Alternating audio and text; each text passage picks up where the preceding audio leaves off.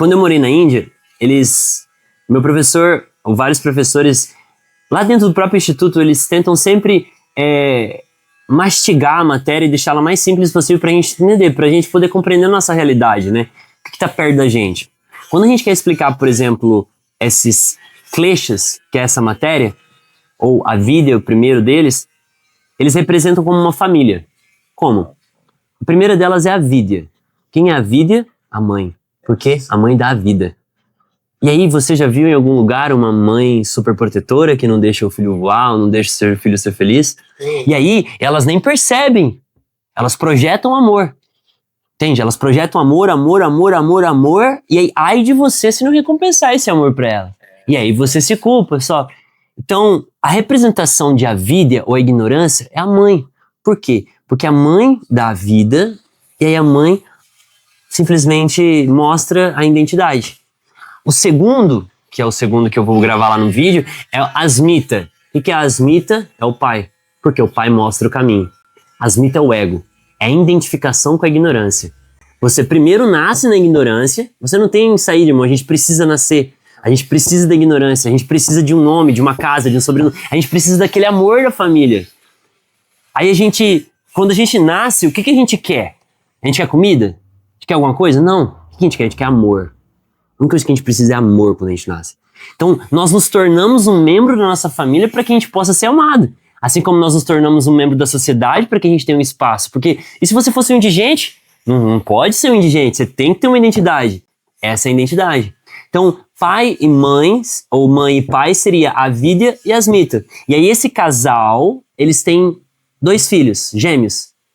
Por quê? Graças à ignorância e graças ao ego, você começa a ter os seus apegos e as suas aversões. Ah, eu gosto disso. Ah, eu não gosto disso. Ah, eu gosto daquilo. Não, eu não gosto daquilo.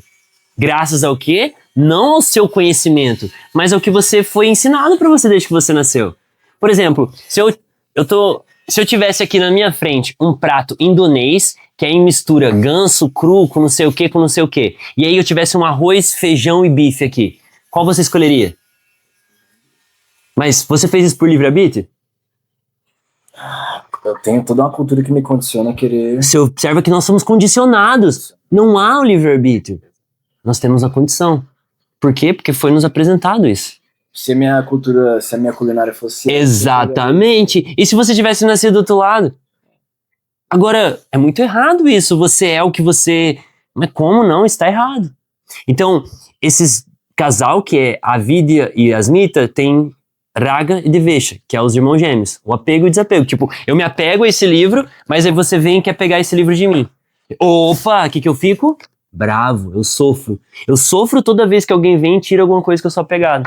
E aí, tudo isso gera o filho mais novo, que é o quinto klesha, a Binivesha, o medo. O medo de morrer.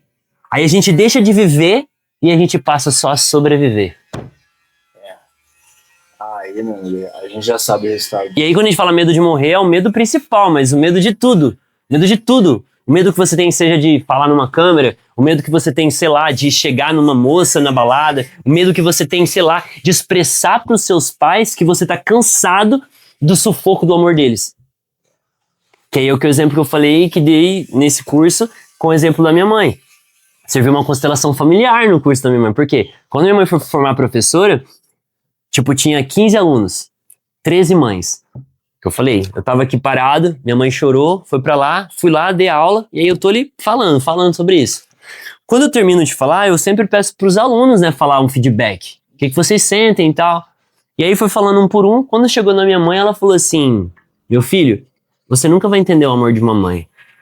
E ela começou a falar, quando você foi pra fora do Brasil, eu entrei em depressão. Eu quase morri por amor de você. Eu morri. E aí ela falou. Nisso, 12 mães olhando pra mim, e aí minha mãe falando assim, aquela hora que eu chorei ali fora, sabe? A única coisa que eu queria era um abraço seu, meu filho. Por quê? Porque você abraça todo mundo e não me abraça, meu filho. E eu só ouvindo. E as 12 mães olhando pra mim assim, meio que falando com o olhar, vai dar uma porra de um abraço à sua mãe? E eu olhando, só olhando e ouvindo, até que ela terminou de falar, eu falei, mãe, eu posso falar agora? Posso.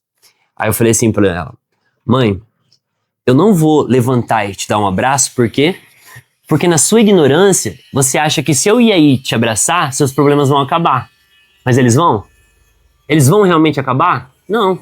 Você vai querer outro abraço, e outro abraço, e outro abraço. E eu jamais vou conseguir viver a minha vida. Você ficou com depressão aqui porque eu estava vivendo feliz do outro lado do mundo?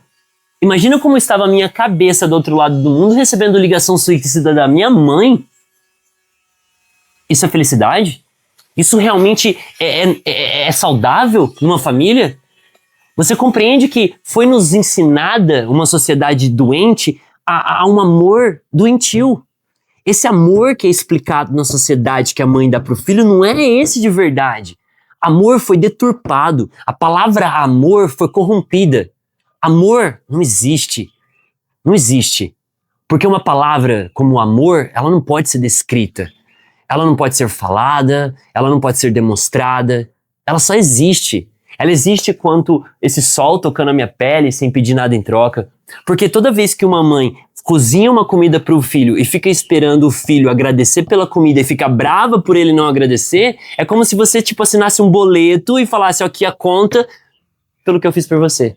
E desculpa, mas amor com boleto eu não quero mais na minha vida. Eu quero só amor incondicional. Porque esse é amor de verdade. Isso tem tudo a ver com a sua descrição. É isso. É isso. Mas só que, tipo, eu simplifiquei, né, irmão, aí. Simplifiquei, foi o primeiro vídeo, irmão. Aquele negócio, eu não